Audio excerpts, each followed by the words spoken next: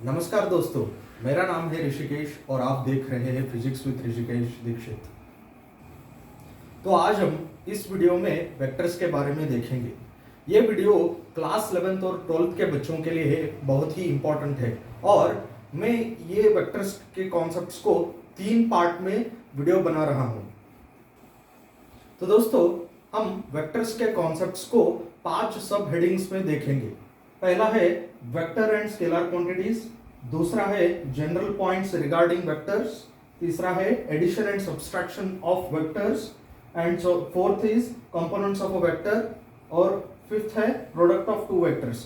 तो पहले वीडियो में हम फर्स्ट 2 सब हेडिंग्स को डिस्कस करेंगे, दूसरे पार्ट में हम थर्ड और फोर्थ सब हेडिंग्स को डिस्कस करेंगे और तीसरे पार्ट में हम प्रोडक्ट ऑफ टू वेक्टर्स को डिस्कस करेंगे।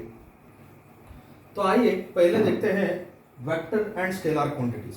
तो मैंने दोनों का डिफरेंस इधर लिख दिया है, स्केलर्स और वेक्टर्स। तो पहले देखते हैं स्केलर्स। तो स्केलर्स जो फिजिकल क्वांटिटीज है जिनमें ओनली मैग्नीट्यूड को रिप्रेजेंट करना है, जैसे कि मास, वॉल्यूम, डेंसिटी हो गया, वो सब स्केलर रहेंगे। तो फिजिक्स में सारे फिजिकल क्वांटिटीज आइदर स्केलर रहते हैं और वेक्टर्स रहते हैं। तो scalar it is described by only magnitude. तो स्केलर जो फिजिकल क्वांटिटीज है जिनको हम ओनली मैग्नीट्यूड से रिप्रेजेंट करते हैं। और दूसरा है it obeys ordinary rules of algebra. Ordinary rules of algebra को स्केलर क्वांटिटीज ओबे करते हैं, जैसे कि एडिशन हो गया, सब्ट्रैक्शन हो गया, मल्टीप्लिकेशन हो गया, डिवीजन हो गया।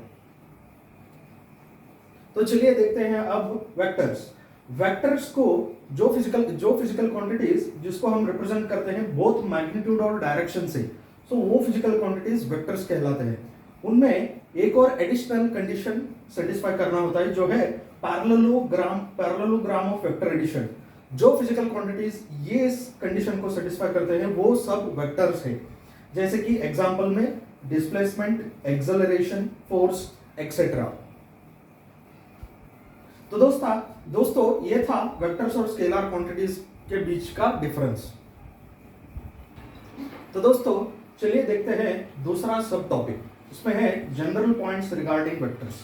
उसमें हम फिर सीखते हैं पहले वेक्टर नोटेशन, दूसरा वाला ग्राफिकल रिप्रेजेंटेशन ऑफ वेक्टर, और तीसरा एंगल बिटवीन टू वेक्टर्स, और चौथा काइंड्स ऑफ वेक्टर्स।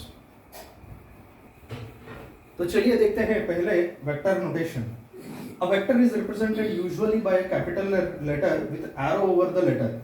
तो वेक्टर को हम कैपिटल लेटर से रिप्रेजेंट करते हैं, जैसे कि vector A, vector B, vector K etcetera, और एरो को हम ऊपर लिखना ही पड़ेगा।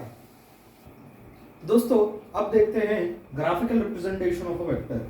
तो मैंने एक्स वाई प्लेन को चूज किया है, एक्स एक्सिस और वाई एक्सिस, और इधर ए वेक्टर को मैंने एरो मार्क से रिप्रेजेंट किया है, और एक्स एक्सिस के साथ ये वेक्टर थीटा एंगल कर रहा है। तो दोस्तों अब देखते हैं एंगल बिटवीन टू वेक्टर्स।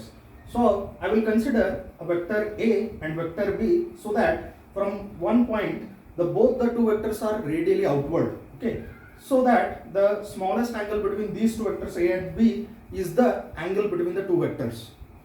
इसका मतलब है कि वेक्टर ए और वेक्टर बी एक पॉइंट से दोनों ही आउटवर्ड डायरेक्शन में है, तो जो वो दो वेक्टर्स के बीच में का जो एंगल है, जो which is the smallest angle, that angle is the angle between the two vectors.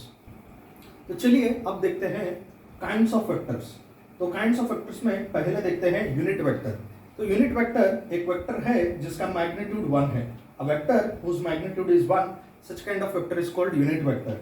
उसको रिप्रेजेंट हम कैसे करते हैं कि एक कैप उसके ऊपर लिखते हैं, तो वो एक यूनिट वेक्टर हो गया। तो अगर ए एक वेक्टर है तो हम उसको magnitude of A times unit vector A, जिसका डायरेक्शन ए वेक्टर के डायरेक्शन में रहेगा। तो a cap is equal to magnitude of vector a divided by vector a, so that is the definition of unit vector। तो अगला vector है zero vector. तो zero vector का मैग्नीट्यूड 0 रहता है, तो इसको हम जीरो वेक्टर कहते हैं। सो अब देखते हैं इक्वल वेक्टर्स। तो इक्वल वेक्टर्स जो वेक्टर्स हैविंग सेम डायरेक्शन और सेम मैग्नीट्यूड, उनको हम इक्वल वेक्टर्स कहते हैं। इधर आप देख सकते हैं कि दोनों का लेंथ, वेक्टर ए और वेक्टर बी का लेंथ सेम है और डायरेक्शन भी सेम है, तो हम इन दोनों वेक्टर्स को इक्वल वेक्टर्स कहते हैं। तो अब देखते हैं पैरेलल वेक्टर्स। तो पैरेलल वेक्टर्स ये वेक्टर्स है जिसमें सेम डायरेक्शन रहता है with irrespective of their magnitude. तो मैग्नीट्यूड इधर कंसर्न नहीं करता है, only the direction. if the vectors having same direction, then only we call those vectors as parallel vectors. तो चलिए अब देखते हैं anti parallel vectors. So these are the vectors having opposite direction irrespective of their magnitude. तो इनका direction opposite रहता है और इनका मैग्नीट्यूड कंसर्न नहीं करता।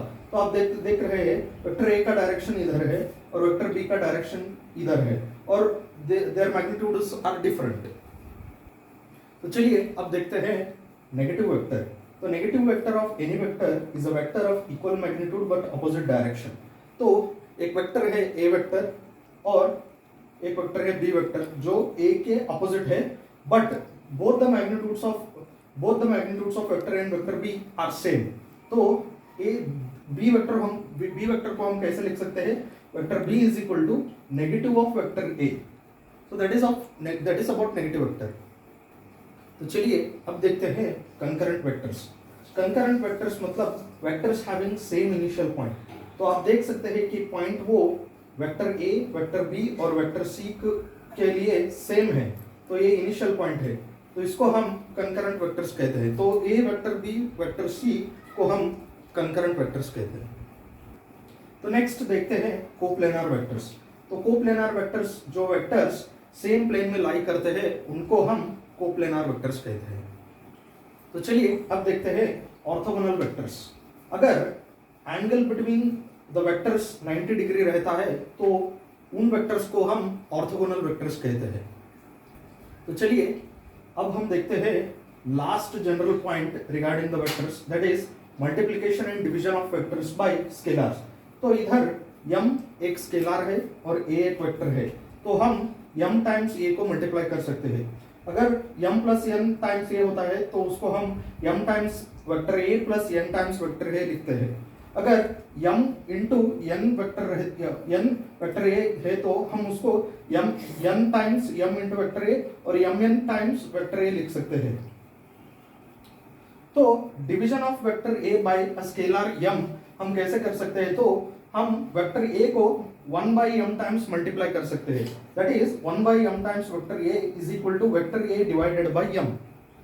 तो ये था जनरल पॉइंट्स रिगार्डिंग वेक्टर्स।